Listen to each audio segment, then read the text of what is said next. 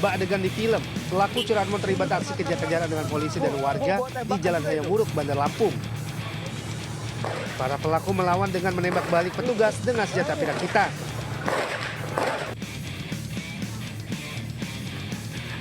Dua yang kabur.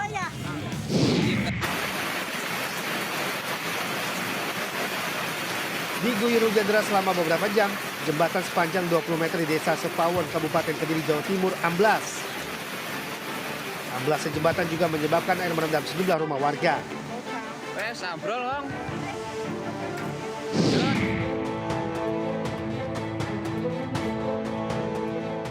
Seorang pendaki dengan berat badan 100 kg terpaksa ditandu usai terjatuh saat mendaki Gunung Lawu di Kabupaten Karanganyar, Jawa Tengah. Evakuasi berlangsung dramatis lantaran bobot badan korban yang besar.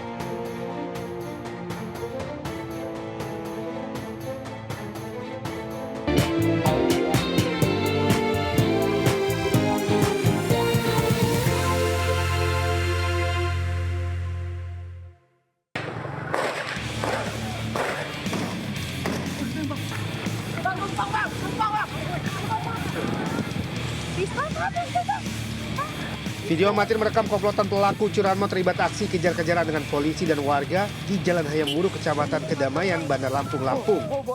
Para pelaku yang terpergok hendak mencuri sepeda motor di sebuah ruko berupaya melarikan diri sambil mengancam warga dengan senjata api.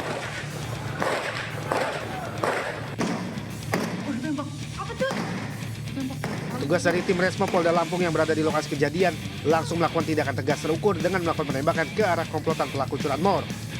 Bukannya menyerah, para pelaku justru mencoba melawan dengan menembak balik polisi dengan senjata api rakitan. Dua yang kabur. Satu orang pelaku akhirnya berhasil diringkus setelah terkena tembakan polisi yang mengejarnya. Senjata beceng. Sempat terjadi baku tembak ya Pak Kasat? Betul, bersama rekan kami yang sudah mengintip atau membidik ya para pelaku ini untuk berpapasan, akhirnya sempat ada peristiwa tersebut. Polisi telah melakukan olah tempat kejadian dan menyita 2 pucuk senjata api rakitan yang digunakan para pelaku saat beraksi. Sementara polisi memburu 2 pelaku lainnya yang melarikan diri. Dari Bandar Lampung, Andreas Afandi melaporkan.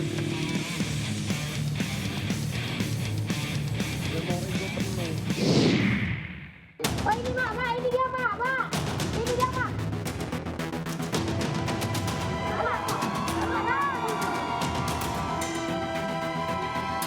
Oh ini Mak, ini dia Mak.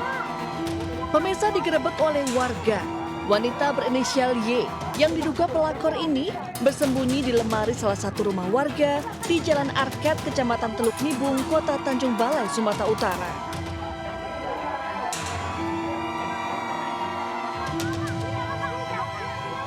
Berhasil menemukan wanita diduga pelakor. Cuma warga yang resah berteriak meminta wanita tersebut agar keluar dari kampung mereka. Beruntung pemilik rumah berhasil meredam warga yang tengah emosi. Namun untuk menghindari amukan warga, wanita tersebut akhirnya dibawa ke Mapolsek Teluk Nibung.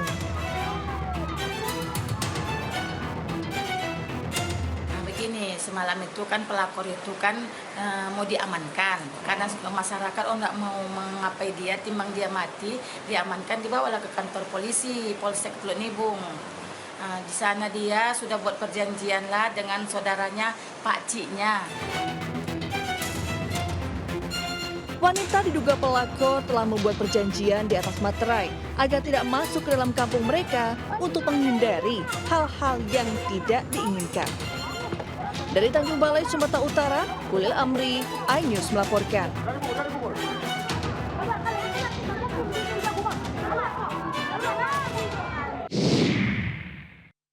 Halo pemirsa, selamat pagi. Senang sekali bisa menemani pemirsa dalam Buletin iNews Pagi bersama saya Rini Arumsari. Dan saya Sabrina Sila. Hari ini Buletin iNews Pagi akan memberikan informasi yang menarik. Salah satunya terkait puncak musim hujan yang diperkirakan masih akan terjadi hingga Februari 2025. Nah, selain mengantisipasi dengan membawa payung dan juga jas hujan kemanapun kita pergi, kita juga harus mengantisipasi resiko bencana alam seperti banjir, tanah longsor, dan juga angin kencang. Ya, memang kita perlu meningkatkan kewaspadaan di cuaca ekstrim seperti sekarang ini. Betul. banjir masih mengepung sejumlah wilayah di kota Jakarta. Salah satu wilayah yang terdampak banjir adalah Kecamatan Cengkareng, Jakarta Barat. Puluhan rumah masih tergenang air dengan ketinggian mencapai 50 cm. Warga pun kesulitan menjalani aktivitas seperti bekerja dan sekolah karena air menggenangi rumah hingga jalanan yang biasa dilalui warga. Sejumlah warga terpaksa mengungsi ke masjid terdekat sambil menunggu bantuan serta penanganan banjir dari pemerintah daerah setempat.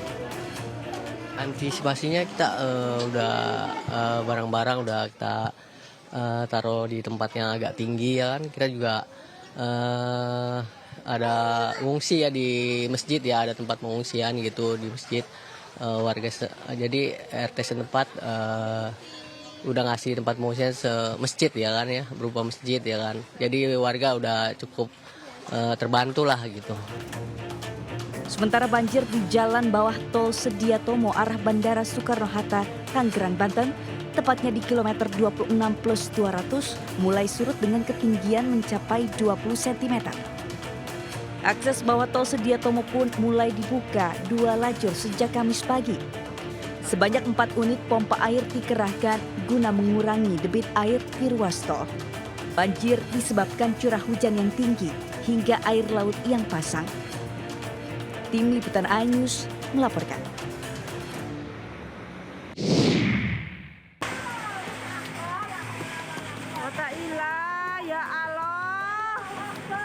Inilah detik-detik angin puting beliung yang menerjang permukiman penduduk di Desa Sidamukti, Cilacap, Jawa Tengah. Angin puting beliung memporak-porandakan atap bangunan, kaca mobil hingga merusak jalanan.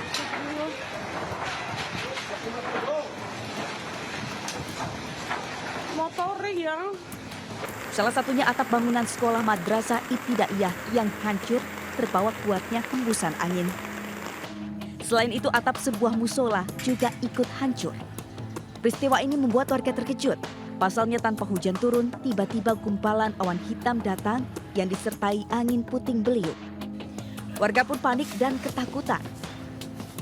Ke selatan, nah, saya lihat ke atas itu ada mendung, muter mendungnya dari utara ke selatan terus langsung ke barat, dari barat ada angin juga, langsung muter tembok di sini tuh. Berdasarkan data dari Desa Sidamukti, angin puting beliung merusak sedikitnya 40 rumah warga dan sejumlah fasilitas umum.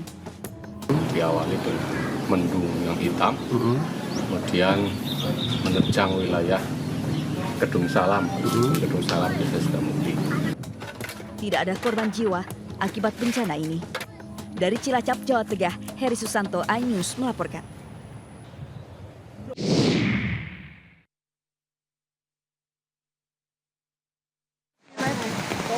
Wes ambrol Bang. Diguyur hujan deras selama beberapa jam, jembatan sepanjang 20 meter di Desa Sepawon, Kabupaten Kediri, Jawa Timur amblas. Diduga, pondasi jembatan ambrol akibat tidak kuat menahan gerusan air sungai yang meluap dari lereng Gunung Kelut. Akibat amblasnya jembatan yang merupakan akses utama warga menuju ke kota, menyebabkan aktivitas warga dan para pelajar yang hendak sekolah terganggu. Warga terpaksa harus memutar sejauh 5 km. Amblasnya jembatan juga menyebabkan air merendam sejumlah rumah warga dan aktivitas perekonomian warga terganggu. Yang jelas karena ada akses jalan yang terputus itu bisa menghambat akses terutama anak sekolah ya di daerah Sepawon yang akan turun ke daerah Prasekanten maupun Rangga. Tapi ini saya sudah mengkoordinasikan dengan BPN supaya ini jalan segera diperbaiki, kemudian juga dibuatkan jalan darurat.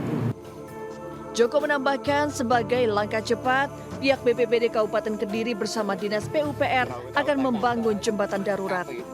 Dari Kabupaten Kediri, Jawa Timur, Afnan Subagio, iNews melaporkan.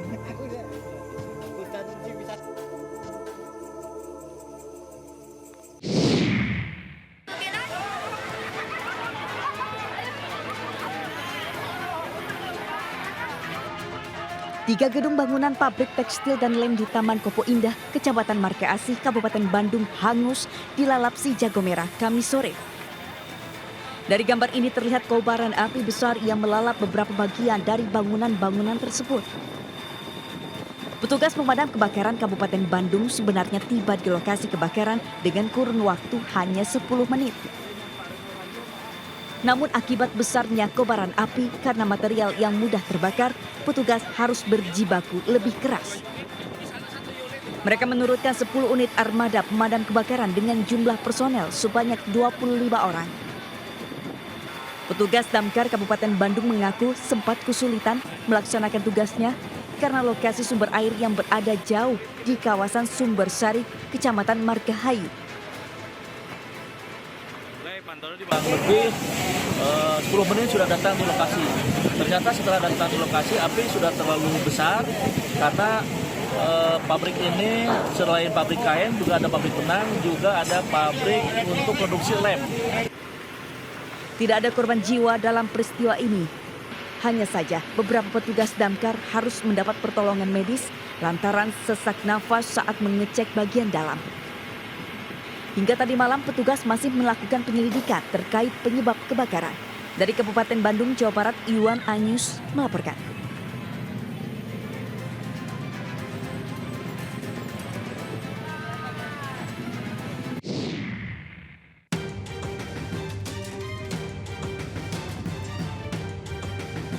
Kasus pagar laut misterius alias laut bersertifikat di perairan Tangerang, Banten terus berbuntut panjang. Menteri Agraria, Tata Ruang dan Badan Pertanahan Nasional atau ATR BPN, Nusron Wahid kembali mengambil langkah tegas. Nusron Wahid memastikan 8 pegawai telah dikenakan sanksi terkait sertifikat tanah di laut dan perairan Tangerang. Ke-8 pegawai tersebut diantaranya Kepala Kantor Pertanahan Kabupaten Tangerang, JS, Kepala Seksi Penetapan Hak dan Pendaftaran SH, serta ET, mantan Kepala Seksi Survei dan Pemetaan. Ke-8 pegawai atau pejabat tersebut akan dikenakan sanksi pencopotan jabatan. Bahkan bila ditemukan ada unsur pidana, Nusron Wahid menyebut akan memprosesnya secara hukum. Kita melakukan audit investigasi terhadap proses penerbitan sertifikat tersebut. Dari hasil audit tersebut, kita merekomendasikan pertama, rekomendasi pencabutan lisensi kepada KJSB, Kantor Jasa Survei Berlisensi. Nah, kemudian kita memberikan sanksi berat, pembebasan dan penghentian dari jabatannya pada mereka yang terlibat kepada 6 pegawai dan sanksi berat kepada 2 pegawai.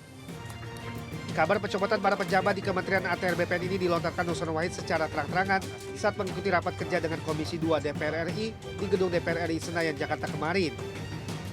Dalam kesempatan tersebut, Nusron memaparkan hasil kerjanya terkait polemik pagar laut yang terjadi di Laut Tangerang. Nusron mengungkapkan pihaknya juga akan memeriksa perairan lainnya yang terindikasi adanya penyalahgunaan sertifikat seperti perairan di Bekasi, Jawa Timur, Subang, Sumeneb, dan Lampung. Hingga kini, Kementerian ATR BPN sendiri telah membatalkan 50 sertifikat hak guna bangunan atau SHGB pagar laut di Desa Kohot, Tangerang, Banten. Nusron bahkan menyebut pembatalan SHGB masih berpotensi akan bertambah. Dari Jakarta, Kevin Pakan dan Dimas Widardi melaporkan.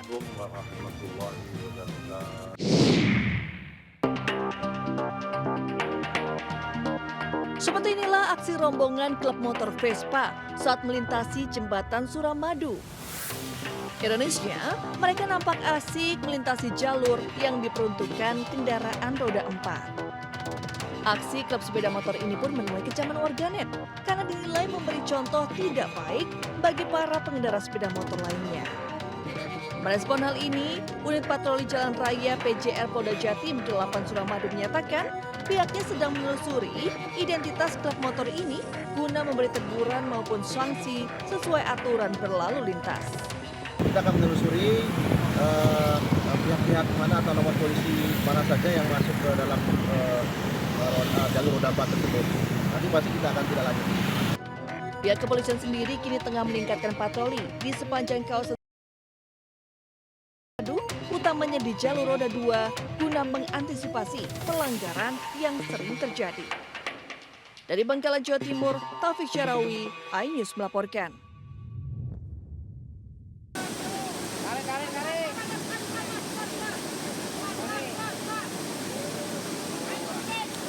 Pemirsa, proses evakuasi seorang pendaki yang mengalami patah kaki akibat tertimpa longsoran berlangsung dramatis. Proses evakuasi dilakukan dengan cara ditandu menggunakan teknik vertical rescue untuk menyeberangi sungai berarus deras.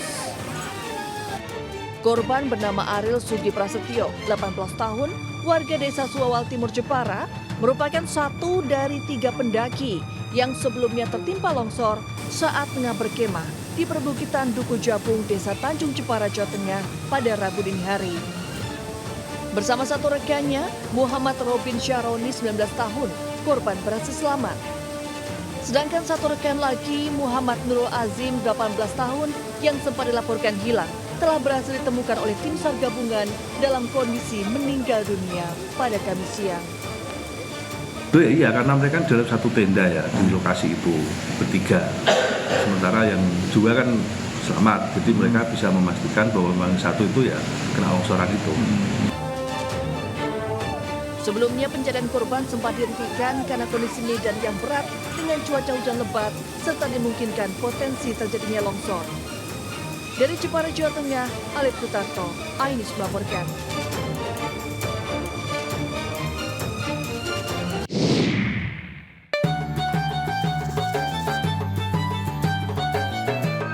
Kesibukan sebagai guru honorer tidak menghalangi Farida Sanjaya untuk berkarya sekaligus mencari peluang untuk menambah penghasilan.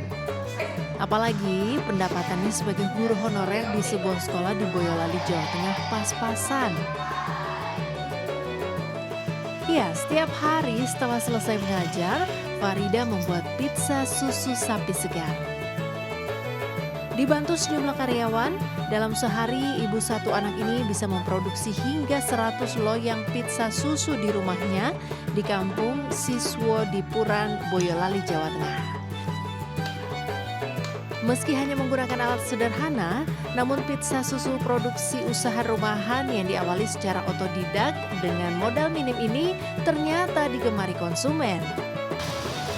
Yang khas dari pizza susu buatan Farida adalah lelehan keju yang membuat rasa pizza menjadi creamy dan gurih tanpa rasa pedas seperti pizza pada umumnya. Jadi, baik anak-anak maupun orang dewasa bisa menikmati pizza susu ini. Pizza susu dijual Rp30.000 untuk varian keju cheddar dan Rp40.000 untuk yang keju mozzarella. Tugas utama saya mengajar, jadi tetap saya utamakan mengajar dan saya menggunakan waktu luang saya setelah mengajar untuk mengembangkan bisnis saya.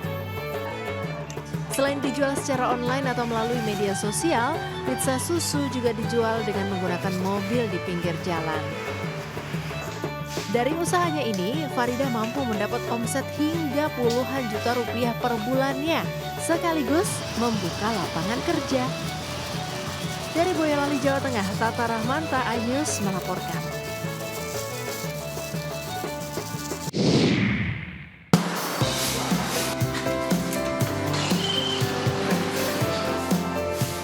Aceh, provinsi paling barat Indonesia, menyimpan berjuta kekayaan dan keindahan alam serta kuliner khas yang sayang untuk dilewatkan. Salah satu kuliner yang sangat layak untuk dicicipi adalah ayam tangkap, menu khas Aceh Raya atau Aceh Besar. Tak semua rumah makan dan restoran yang ada di Aceh memiliki menu khusus ayam tangkap. Perlu sedikit riset atau bertanya pada penduduk lokal untuk menemukan menu ini. Kuliner ayam tangkap yang berbahan dasar ayam kampung pilihan. Digoreng menggunakan bumbu rempah khusus seperti bawang merah, daun kari, daun pandan, dan juga cabai.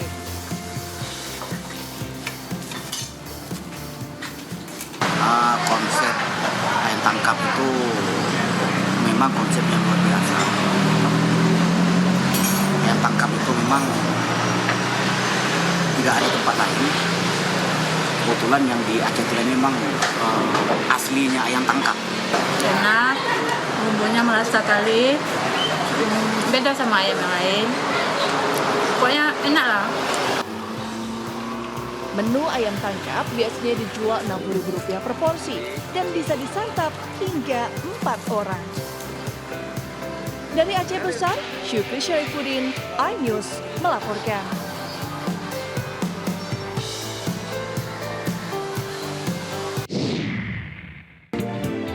Jangan kemana-mana ya pemirsa, Buletin iNews Pagi akan kembali sesaat lagi dengan informasi menarik lainnya.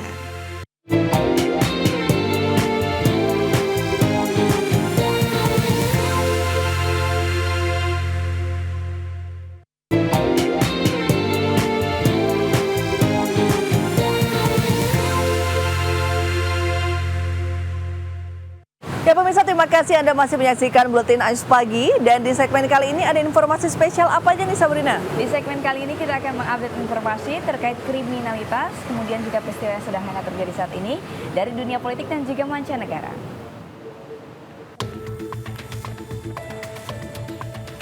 Seorang oknum TNI menjadi korban pengeroyokan oleh warga yang diduga merupakan anggota Ormas Kepemudaan. Ributan ini didengarai oknum TNI yang menegur warga ketika menggeber-geber sepeda motornya.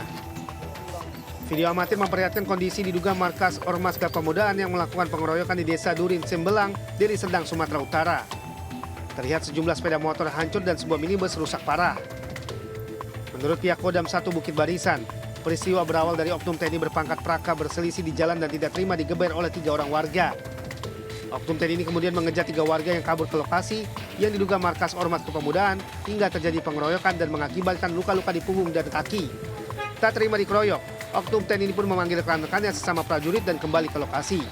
Setibanya di lokasi, mereka tidak menemukan warga yang mengeroyok rekannya. Mereka malah menemukan bekas alat-alat pengguna narkoba. Mereka kemudian melakukan perusakan terhadap 3 sepeda motor dan 1 unit mobil yang ada di lokasi. Setelah sampai di situ, Praka Lubis dikeroyok oleh sekitar 10 orang. Ditemukan ada beberapa barang berupa perlengkapan alat narkoba, alat sabu-sabu, sisa-sisa narkoba, bom, dan berbagai macam di situ, sehingga rekan-rekan tersebut menjadi marah sehingga menjadi adanya pengerusakan. Terkait aksi perusakan ini, Kodam 1 Bukit Barisan sudah melakukan mediasi kepada pemilik lokasi dan akan melakukan ganti rugi. Sementara 40 prajurit TNI yang terlibat perusakan telah menjalani pemeriksaan. Dari Medan, Sumatera Utara, Ahmad Ridwan Nasution melaporkan.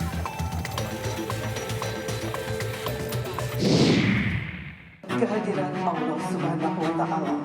Indonesia dan acara TNI Polri. Presiden Prabowo Subianto menekankan soal ciri khas negara yang gagal tercermin dari tentara dan polisinya ia tidak berhasil menjalankan tugas. Hal ini disampaikan Prabowo saat memberikan arahan pada rapat pimpinan atau Rapim TNI dan Polri 2025 kemarin. Dalam acara bertajuk Sinergitas TNI Polri guna mendukung terwujudnya asa cita itu, Prabowo mengatakan, tentara dan polisi adalah bagian dari suatu negara yang memiliki suatu kekuasaan khusus. Prabowo menyebut mereka diberi kekuasaan oleh negara untuk memegang monopoli fisik dan monopoli senjata. TNI dan Polri adalah 2 institusi yang merupakan wujud dari kehadiran negara, wujud dari penegakan kedaulatan, wujud dari eksistensi negara. Biasanya ciri khas negara yang gagal adalah tentara dan polisi yang gagal. Bintang yang saudara sandang, bintang yang ada di pundakmu, itu adalah artinya adalah penghormatan dari rakyat. Penghormatan dari rakyat karena rakyat menyerahkan nasib keamanan mereka kepada saudara-saudara. Prabowo berharap dengan kepercayaan yang besar itu, para pimpinan TNI dan Polri bisa mengabdi, berdedikasi dan melakukan pengorbanan yang setinggi-tingginya kepada rakyat. Dari Jakarta, Tim Liputan melaporkan.